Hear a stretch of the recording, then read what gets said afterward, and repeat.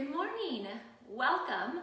It is Wednesday, I think. Yes, Wednesday, the fourth Wednesday of the month, which means it's time for our online plant-based cooking class. My name is Melissa. I'm HealthWorks registered dietitian and personal trainer. I'm so happy to be here with you today. Thank you for watching, whether it's live right now at 11 o'clock or the recorded version later on. I'm so glad you're here. Let me know if you have any questions during class or any comments, any feedback. Just type it in that little chat box at the bottom or side, wherever it is on your video. Let me know. I can answer those questions or comments during class or afterwards during the recorded version if that's what you're watching. We have two recipes today. I am going to put the recipes into the comments of this video right now so that they're easy for you to find. Give me just a moment and I will get those on there. That way you don't have to guess what ingredients I'm doing or how much they are if you want to make these at home. If you want there we go, got them both in there now. If you would like printable PDF versions of the recipes, I'm happy to email those to you. Just let me know and I can get those sent your way. Let me get this out of our way. Alrighty. Oh, hi Molly. I saw someone pop up there. Hi Molly. So glad you're here. Alrighty, let's get started. We've got two recipes to get through today. This is our third of the holiday series that I'm doing this year to end the year. We had part 1, 2, and now we're on part 3, so a couple more holiday themed recipes. Our first recipe, we're gonna start with a dessert type of recipe today. Okie dokie. So that would be our vegan, gluten-free peppermint truffles. That's what we're going with today. Our second recipe will be a vegan and gluten-free lentil meatloaf. Actually, I really like both of these recipes. Very tasty. I've eaten quite a lot of the meatloaf recently. All right, let's get started with our truffles recipe though. So first, you will notice in the recipe that you need to have cashews and you need to have them soaked.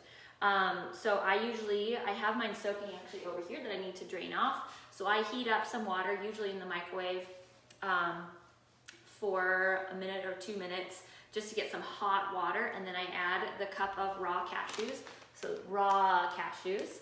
I add a cup of those into the water, and now they've been sitting for about an hour here actually at my house. So I am going to drain those off really quickly, just pouring out the water. Good. I'm gonna grab a paper towel too. So I just poured off the water. So this softens the cashews a bit so they're easier to blend in your blender. Raw cashews can be a little hard for some blenders. So this helps them get a little bit smoother and creamier, less gritty when we're blending. All right. So not a lot of ingredients in this recipe, which is great. We're going to add the cashews. I usually actually add them last because sometimes they can get stuck around the blade. While we add our other ingredients, I'm gonna skip ahead. This is our coconut oil. So it does need to be melted. It's cold in my house, so mine is definitely not melted right now. I just pop it into the microwave. I start with 30 seconds, so that's what I'm gonna do now. Start with 30 seconds, see if there's enough liquid in it, and do another 30 seconds if it needs more time. We're gonna pop that guy in. Just 30 seconds. In the meantime, we'll add the rest of our ingredients. So I have unsweetened almond milk. It can be vanilla or plain. It really doesn't matter that much. It doesn't have that strong of a flavor no matter what kind it is. Just make sure it is unsweetened. And we're going to do a half a cup of this one. I like starting with the liquids, the larger amount of the liquids kind of first into the blender, just so that the liquids are closest, ooh, it's done. Just so that the liquid's closest to the blades to kind of help get the process going initially. Next, we're going to add in maple syrup. This is pure maple syrup. Don't use any of that artificial, not real maple syrup. Pure maple syrup is the way to go. So we're doing 5 tablespoons of this. If you're curious, it's a 1/4 cup plus 1 tablespoon, but 5 tablespoons is sometimes just easier to say. So we've got 1 and 2, 3, 4, and our last one. Good. Obviously not an exact measurement since I'm not scooping out everything, but there's that. Good. Let me put the lid back on so I don't dump it in. Let's check on the coconut oil. So that was 30 seconds, and some of it has gotten, I'll come closer. Some of it has gotten a little bit liquidy. You can kind of see a little bit of it is moving. I'm going to give it another 30 seconds because it's much easier to work with when it's all liquid. In the meantime, let's add some more ingredients into our blender. So we've got peppermint extract. So this is peppermint extract. This is the little bottle that I use. This is typically the brand that I buy, okay? Peppermint flavor, I guess is what it's called. It's peppermint oil and sunflower oil, I think. It smells so good. So we're doing, our coconut oil is ready. Perfect. We're just gonna set that off to the side. So we're doing 2.5 teaspoons of this peppermint oil. So I'm gonna just do my half. There's my half. So it is decently strong. Smells and tastes delicious though. And then here's 1 and 2 of our teaspoons for that flavoring. Okay. So this peppermint extract, I found it at Lassen's, I think. Target often has it. They were all out of it this time of year. Target usually sells it, or Vaughn's, Sprouts, Whole Foods, pretty much any type of grocery store will sell peppermint extract if you don't already have that at home. Now we have our coconut oil. You can see that it is pretty liquidy at this point. I am going to save this until the very last ingredient, just because coconut oil tends to harden when it gets cold, and I don't want anything in our colder ingredients to harden it up. So I'm gonna go ahead and add our cashews now. These are the soaked cashews. I don't want to dump in much of the water if there's any left over from soaking, so I'm just gonna push the pieces in. These are cashew pieces, they're not whole cashews.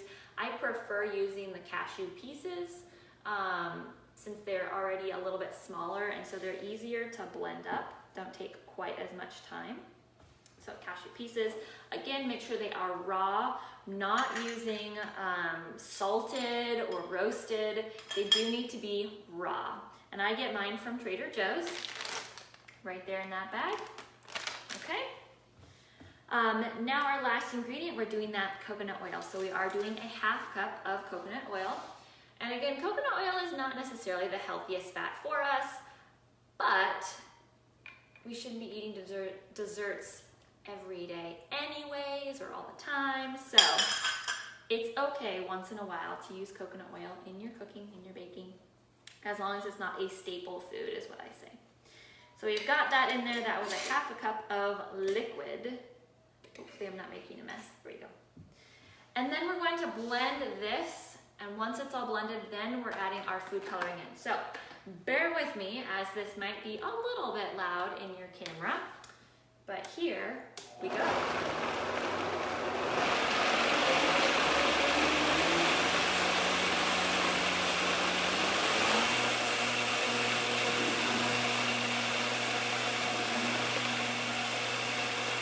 A little longer.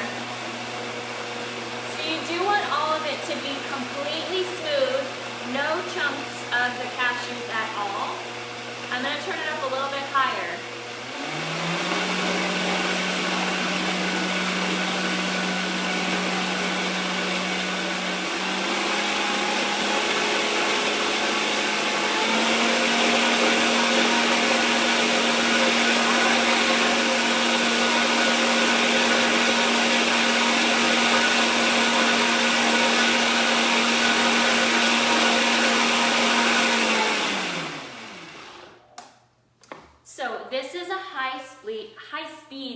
blender. So it does blend pretty quickly, pretty well. I don't know if you can see this in the camera, but you can see that it is, you can kind of see that, pretty smooth so far.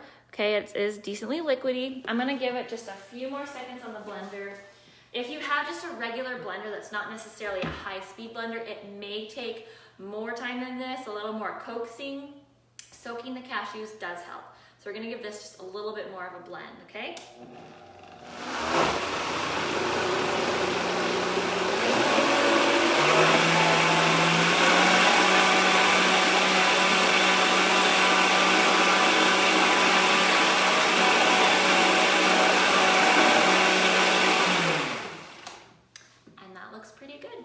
Decently silky smooth. Not sure if I can make you be able to see that. Ooh. Pretty silky smooth, creamy, right? So we want to make sure we get all of those cashew pieces, the grittiness, blended up. Now you can leave it like this and skip the food coloring. Totally fine. You're welcome to just leave it as it is white. Since it is the holidays, it is fun to have some colorful things. You'll notice in the notes of the recipe that you can use regular food coloring if that's what you have, that's what you prefer. I use a natural food coloring, so this is Watkins brand. I think I listed that in the notes. I got this from, I think I got it from Sprouts. That's usually where I get it from. So it's natural food coloring, no crazy dyes or anything like that. I've also used beetroot powder, so it's just like dry powdered beets basically, and you can buy that at stores like maybe Sprouts, but Whole Foods probably is a better bet.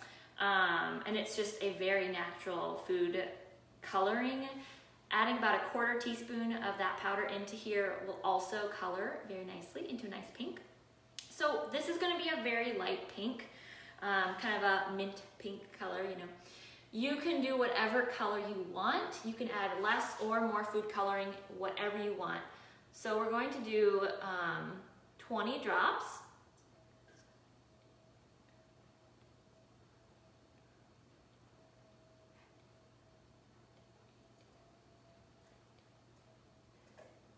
Got one more drop. There we go. I think I'm all out of red now.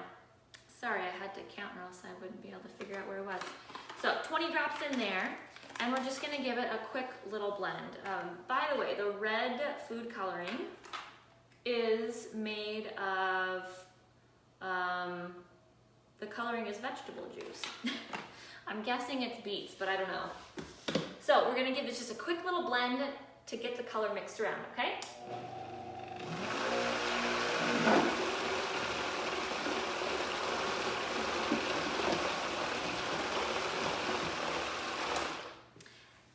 Actually, you can, if you really want to, this is sometimes what I do. I actually, before I add coloring, scoop out a little bit of the white, reserve it, and then add the food coloring. And then I make a swirl type of pattern. You can do that, or if you'll notice, mine is actually not completely blended all the way, partly pink, partly white.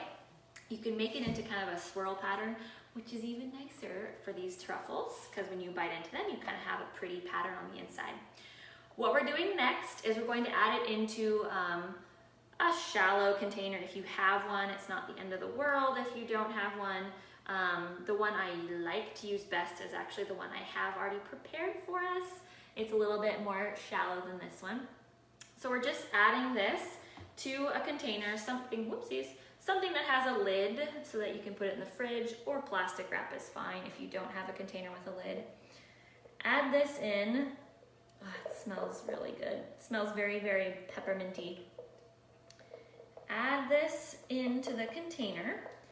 It's very liquidy, very smooth, very pink. And it's kind of like Pepto-Bismol, except it's much, much tastier, I promise. So that's into there. Put this off to the side a little bit. So once it's in the container, add the lid, and we put it into the refrigerator about an hour. I think that's what I have in an hour, yeah. 1 to 2 hours. You want it to be set so that you can actually scoop it. It's not running anywhere. You want it to be like, probably won't be quite as hard as a Play-Doh, but that kind of idea so that we can scoop it out. I'm gonna pop this into the fridge and grab our already prepared one so you can see what I'm talking about. And actually, this one needs some coverage, so I'm gonna just put some plastic wrap on it because I lost the lid. Little plastic wrap on there. Grab our prepared one. So this is our prepared mixture. I've already scooped out some of it so that we have our next step already done for us too, ready to go. So this is what, woo, almost dropped it. This is what it looks like, okay? Very firm, obviously, not going anywhere. It's scoopable, so I've scooped out about half of it already for the next step. It's a little bit lighter of a pink, this one is, than the one we made today. I didn't use quite as much food coloring, I guess. So from here, I'm gonna clean up my mess a little bit. From here, you wanna make sure that you have some sort of cutting board or cookie sheet. I'm using a plate because I'm not doing all of it. I'm just doing enough for our demonstration. Something that you can put parchment paper on that you can put into the freezer. I'm using a cookie scoop for this next step. This is a 2 teaspoon cookie scoop. It doesn't have to be exact. It's okay. You can make them bigger or smaller, whatever you prefer. This just makes it easy for me. So with our prepared mixture, I'm just scooping out a bit of it. This is more like a 3 teaspoon type of amount. Scoop it out and you'll be able to mold it. Your fingers will get a little bit messy, but you should be able to mold it into a round truffle shape. Put it right there, woo-wee, slippery, right there on your parchment paper that's waiting for you. Now, the nutrition information for this recipe is if you make 30 truffles, so they might be a little bit smaller than the ones I'm doing right now. It should be for 30 truffles, and that's probably if you're doing exactly 2 teaspoons per truffle, okay? So if your truffles are a little bit bigger than that, if you maybe make 20 truffles, of course the nutrition information is going to be different. They will contain more calories, more fat, that sort of thing, of course, the bigger that they are. You'll also notice that the nutrition information is if you use all of the chocolate for coating them, which I almost guarantee that you will not. All right, now we've gotten all of those scooped, well, enough that you can see them. We've got 5 of these that I've scooped. My hands are super messy. I will come show you a little closer. Okay, got those scooped out. Sorry, my cat thinks he needs to be part of this video. Let me wash my fingers really quick.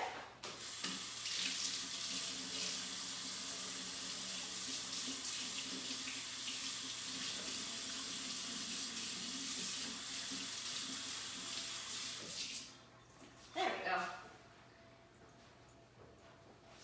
Now my hands are, they smell like peppermint. And because of the coconut oil and the nuts in there, it's almost like a creamy lotion. It's hard to get off your hands. So it's kind of like peppermint lotion on my hands. We're gonna pop these into the freezer now. You want them in there for maybe 30 minutes. I think that's what I have in my recipe. About 30 minutes or until they're set. You can leave them longer if you want, that's fine. I'm gonna put our reserve back into the fridge.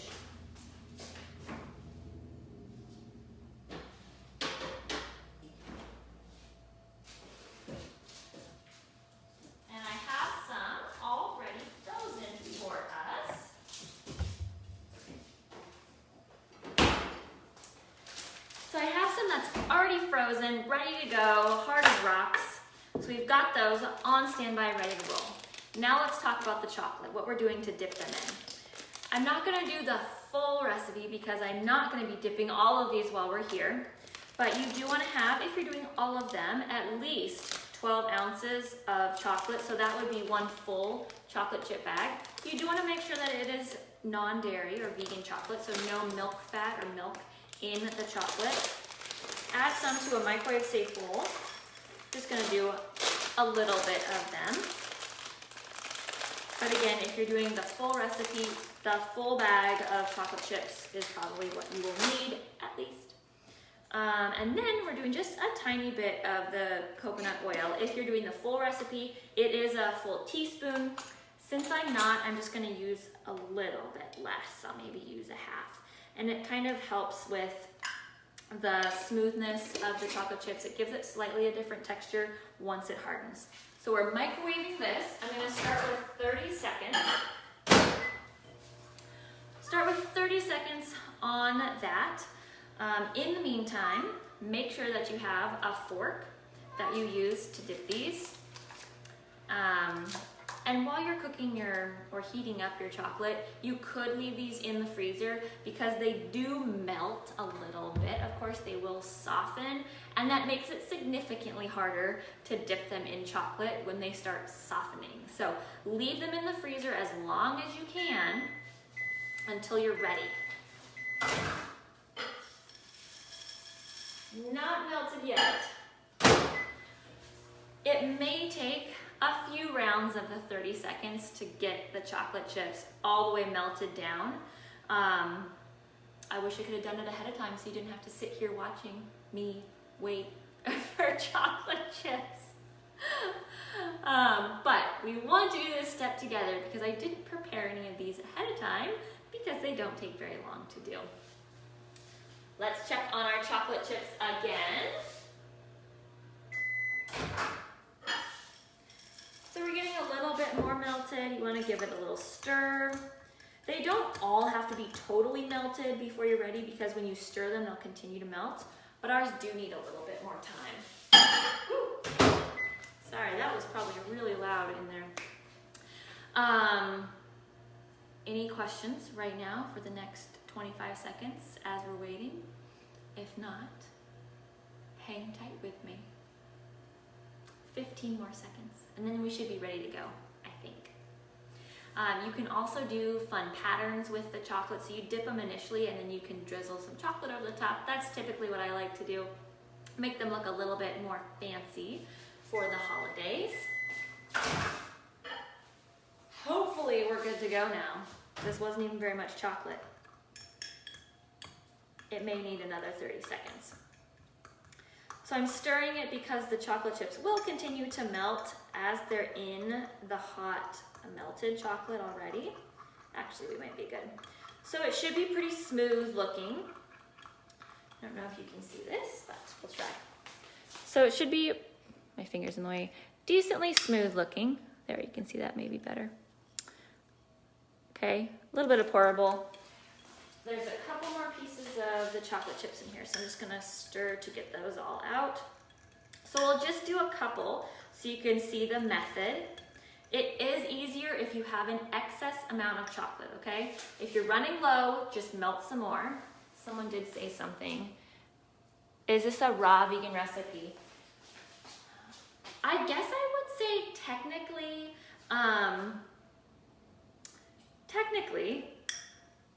I think we're not supposed to be microwaving stuff if it's actually a raw vegan recipe. But yes, technically I think it probably, we'll call it that. It's definitely not baking anything, which is kind of nice.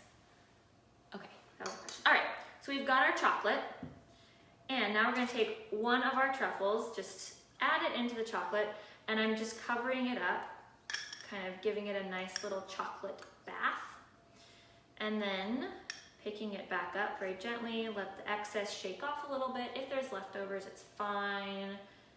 It'll snap off, and then back on there.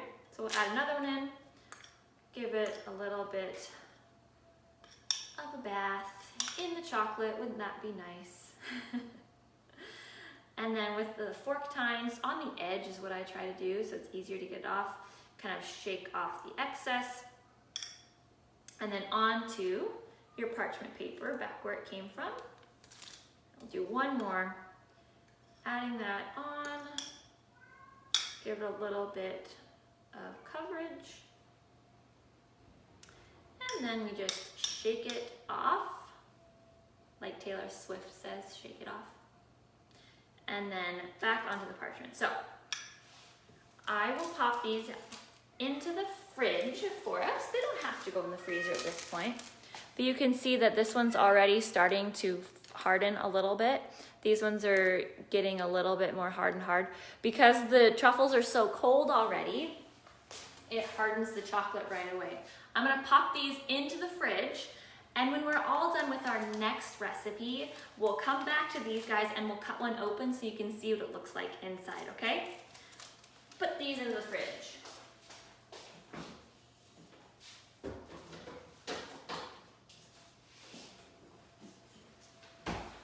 Don't let me forget to bring those back out at the end and show you one of them inside, okay? Now though, let's move on to our second recipe. So this is more of an entree recipe, which we haven't done yet in this holiday series. So I'm very excited about this one. Let me clean up my space, get these ingredients off, and get the new ones onto our counter.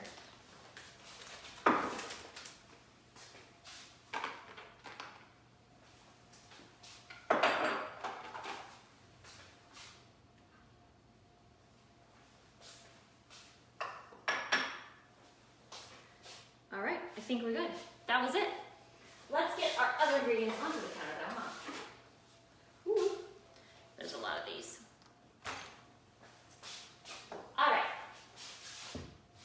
here we go. Our vegan, gluten-free lentil meatloaf, for lack of a better word, lentil loaf if you want to call it that. First step, of course, is to preheat your oven, which I've already done. There was a beep way back at the beginning of class, if you heard that. That was the oven. It is now preheated. So that is at 350 degrees Fahrenheit. Now we can move on. In our large bowl, so we're just using one large glass bowl, we're going to add all of the dry stuff first. So we're going to start with our oats. These are rolled oats, the old-fashioned oats. I'm just using the old Trader Joe's kind. You don't want to use the quick cook oats. This is the kind you want. There is a difference. So we're doing 2 full cups of these oats right into our bowl. I kind of shorted that one. There we go. 2 cups into the bowl. And then we're going on to the ground flaxseed. Again, I think this is Trader Joe's as well. You do want it to be ground flaxseed, not whole flaxseed. So this is the ground stuff. We're doing a 1/4 cup right on in there with the oats. Seal that guy back up. And next, we are going to all of our seasonings. So first we're doing 1 teaspoon of each: parsley, marjoram, oregano, and sage. Doing a teaspoon, of all of those. So I've got all of them there. Marjoram is an interesting one. That was not something that I have used a lot of in my cooking until this Thanksgiving when I made some stuffing, or dressing, stuffing, whatever you want to call it.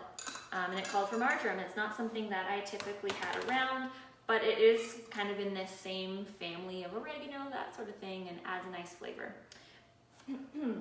Excuse me. So the sage, this is rubbed sage. You can use ground sage or rubbed sage. It's not going to matter that much. This is just the one that the store had, so that's what I'm using. Sage. Just don't use the whole leaves. And these are dried, okay? These are not fresh. The amounts would be different if it was fresh. You would need to use more if it's fresh. I think typically it's 1 tablespoon of fresh if you're replacing a teaspoon of dry. Don't quote me on that, but I think that is what the ratio is. So this is all of our seasonings right on in there. I'm now out of oregano apparently. 1 teaspoon of all 4 of those, and then we're doing a 1/2 teaspoon of salt, just regular salt or whatever kind that you like using. If I can find a 1/2 teaspoon. This is a 1/4 teaspoon, so I'm gonna do 2 of those. There we go. All right, 1/2 teaspoon in there. So that's all of our dry ingredients, and we're gonna stir this all together. Get it all combined so that it combines better with our wet ingredients. Now, moving on to the wet ingredients, let's talk about the lentils. So this is the lentils that I use. These are whole green lentils. I think that's what they say, yeah. Whole green lentils. These are from Trader Joe's. You can get them from pretty much any store these days. Vaughn sells them, Sprouts, Whole Foods, I think Target sells them even. So whole green, not red lentils. Those are completely different. Do not get those. You want to get the green kind of lentils for this. You can buy lentils already prepared, already cooked. I recommend cooking your own. That's what I usually do because you can control the sodium amount. So I don't put any sodium into mine, no salt. To cook your own, I usually do 1.5 cups of the lentils to about 4.5 cups of water. Put those both into a pot, heat it to a boil and then reduce to simmer and just let it go until they're soft, usually 20 minutes about. The bags typically have recommendations for that cooking, but that's usually my method. I don't add any salt because we're already adding salt to this recipe. You will probably have a little bit left over if you use my measurements. You'll have a little left over, maybe a cup or so. We do want to make sure you get at least the 3 cups made so you have enough to put in your recipe. If you do use a prepared type of lentils, refrigerated or canned, I know that Trader Joe's sells a refrigerated version of already made lentils. It's fine, but they do already have sodium in them, quite a lot, and they already have some seasonings in them, so it's just kind of a little bit different. It's not going to be quite the same as cooking them yourself, just plain.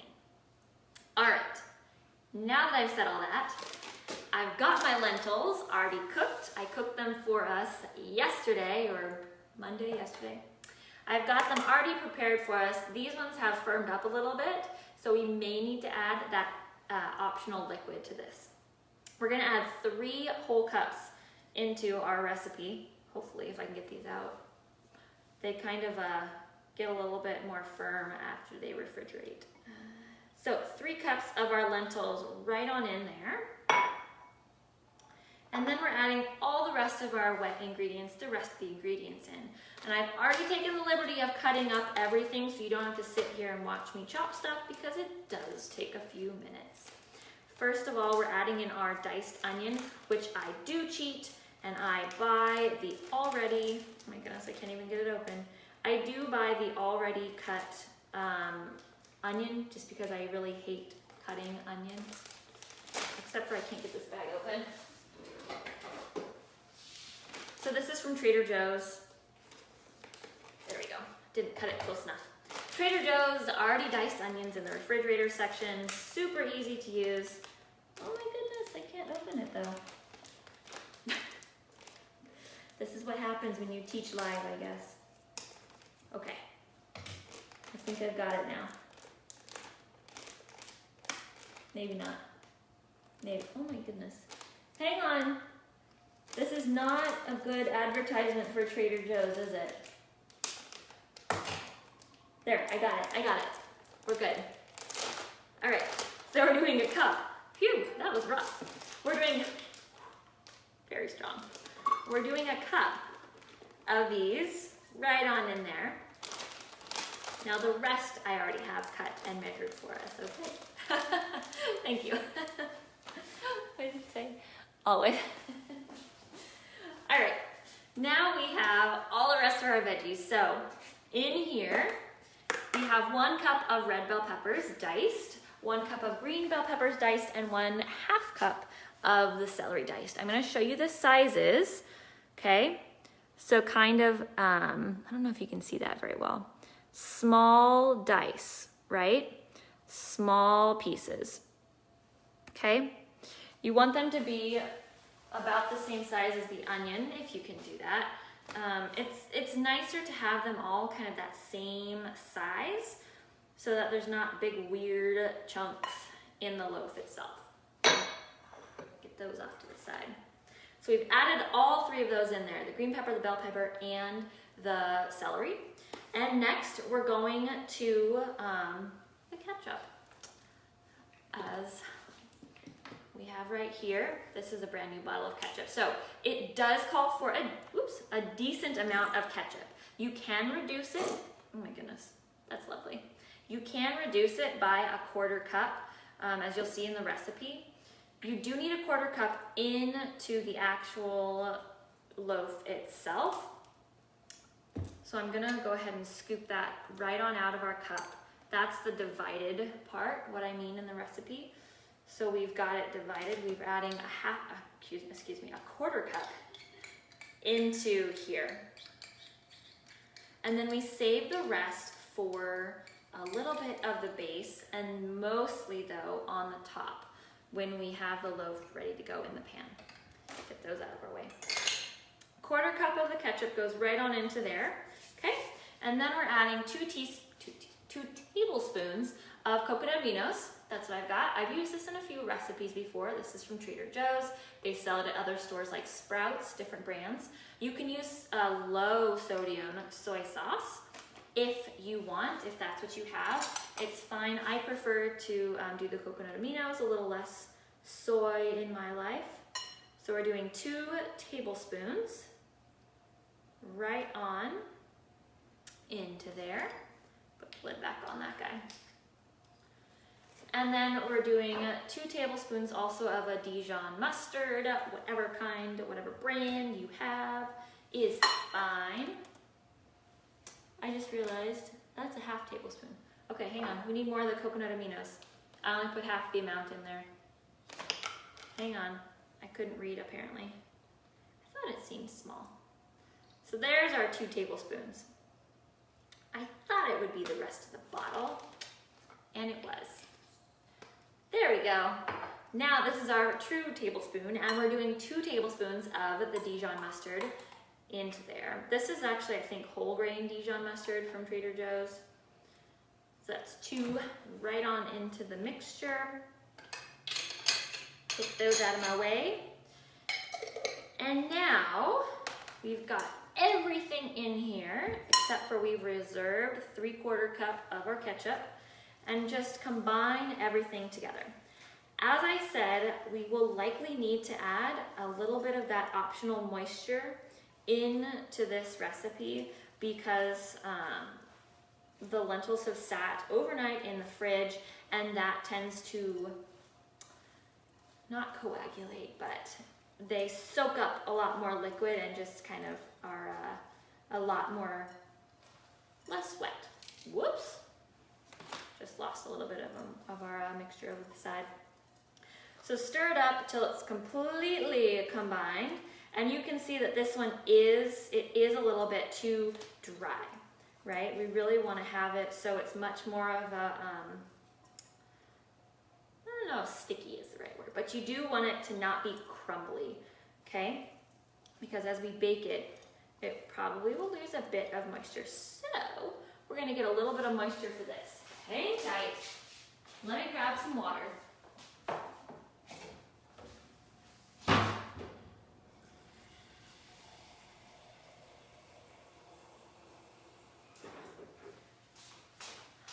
Everybody's will be different probably at this stage, depending on how you made your lentils, the humidity, whatever it is.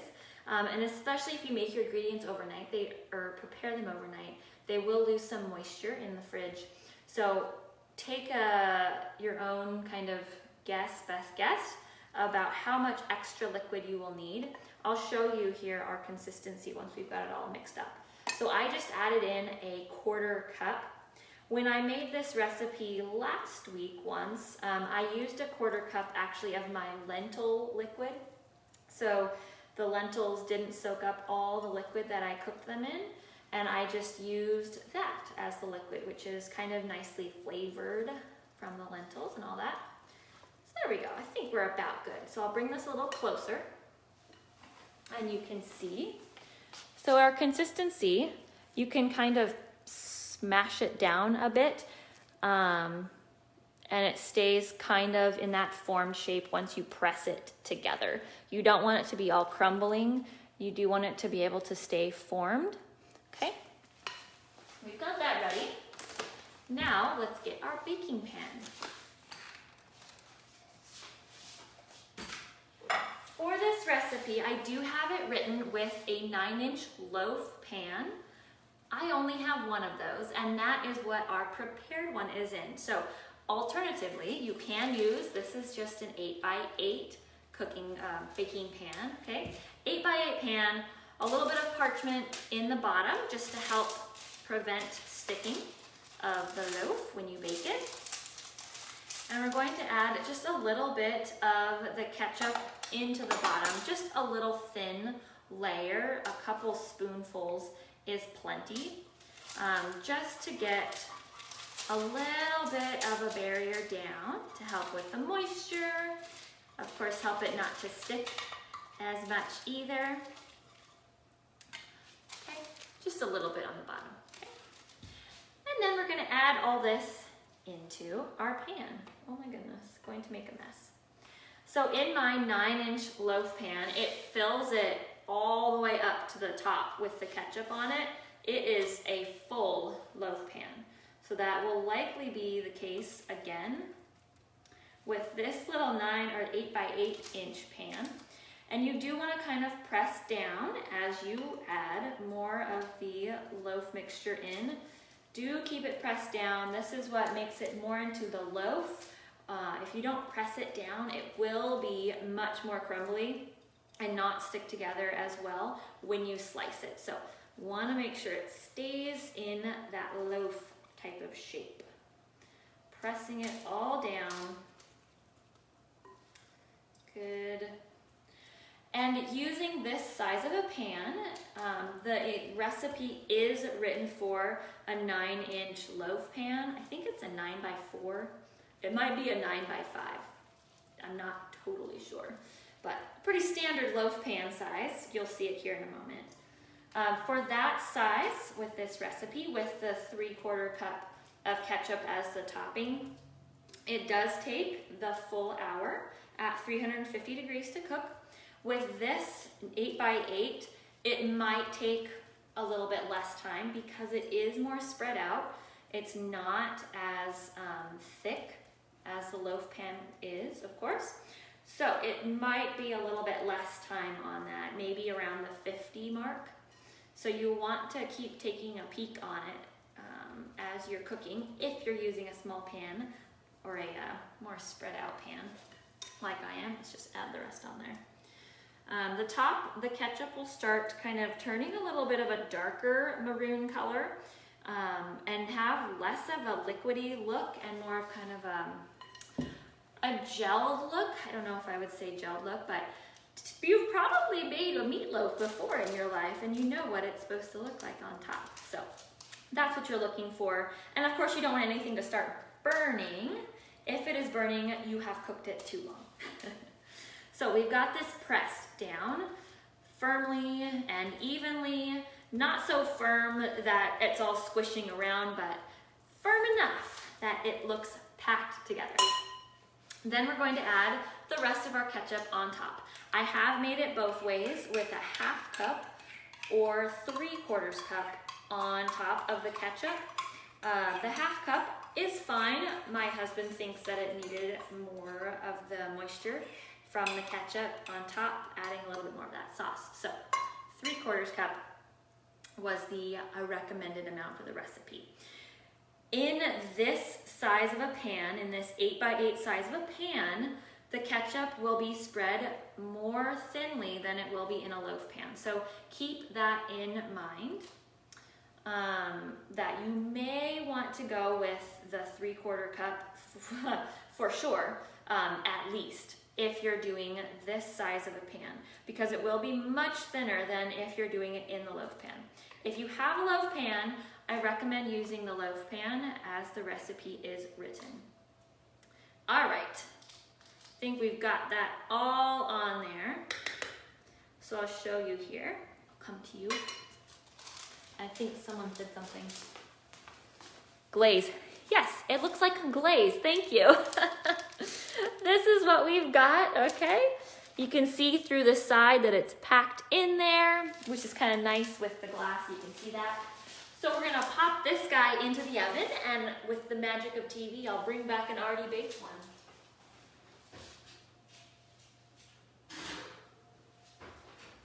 am going to set a timer for that one. I'm going to check on it in 45 minutes, just to be on the safe side. We've got our already prepared one right here in the loaf. I've had it chilling overnight in the fridge, so here it is all ready for us to go. I'll show you the glaze on top, what we've got. So this is what we look like.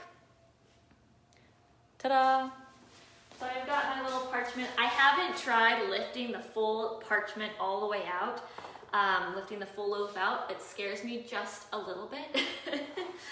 So we just cut slices out. So we're gonna try to get a slice out of here. The first one's always the most difficult, of course, but that's what we're gonna try out. We're gonna give it our best shot together. Oh boy. Make sure it's all released. There we go. Fingers crossed, everyone. I don't know. We'll see if I can get it out without making a complete mess. Oh! Okay, I think we've got it. Yes. There we go. Oh, I'll bring it a little closer for you. So there we go. This is what our loaf looks like. Bring it a little closer. This is what our loaf looks like inside. You can see a little bit of the ketchup on top. I am a ketchup person, so I actually add a little bit more on the side to dip. Don't tell anyone, that's our little secret. So there we go. There's it from the front and the side. And I'll show you in the pan as well. This is what we've got in the pan.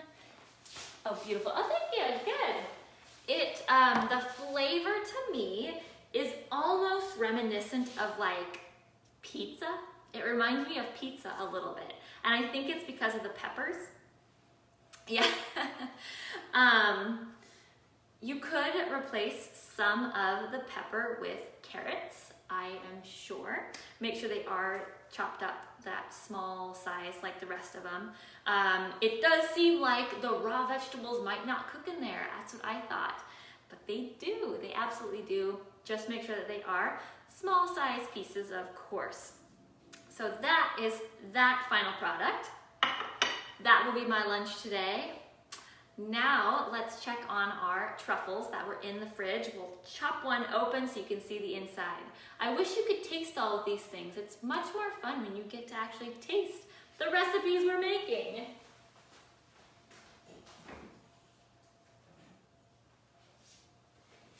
So here we go. Here's our truffles. We've made these 3. These were in the fridge just as long as we were making our loaf. So you can see here they've all firmed up. This one's got a little bit of a kind of a veil, a train behind it. You can easily break off the extra little bits of chocolate if you don't want them to look like that. This one, easily just snap off the tiny little pieces of it. So we're gonna cut one open and I'll bring it closer for you, okay? Hopefully I don't chop off any fingers here. Ooh. There we go. Okay. We chop that guy open from the fridge. If they're in the freezer, of course, they're gonna be a little more firm. But in the fridge, this is what our little truffle, ooh, I'm making a mess. This is what our little truffle looks like. It's a very, very light pink. I don't know if you can really see it through the camera, but it is a very, very light pink. If you wanted it to be darker, you could, of course, add more of the coloring to the mixture if you wanted to, or again, just leave them white. So there we have it. We made it. I didn't think we were gonna make it through in the hour, but we did it. So we've got our vegan and gluten-free peppermint truffles, and also our vegan and gluten-free lentil meatloaf. Actually, these truffles, I did enter a contest years ago, a couple years ago. I entered a contest and it was through Instagram, online. Entered a contest and I actually won a contest. I think it was a couple of Christmases ago. Won myself a Vitamix blender, not this one. I actually gifted it to my sister. Aren't I the best? Anyway, so some of my favorite desserts. My husband was very excited I was making these for class today. Anyway, we made it. Thank you all so much for joining. If you're watching live or the recorded version, I'm so happy that you're here. Merry Christmas, or Happy Kwanzaa, or Hanukkah, whatever you celebrate. Happy holidays. I'm really looking forward to doing more of these cooking classes in the new year. If you have any questions, any comments, or any type of recipes you'd like to see me do, let me know. I would love to know. That's all for today. I will be here tomorrow morning, Christmas Eve morning, for our online strength training class, and then Heidi will actually be right after me at 10 o'clock for a yoga class for Christmas Eve. Until then, have a wonderful Wednesday.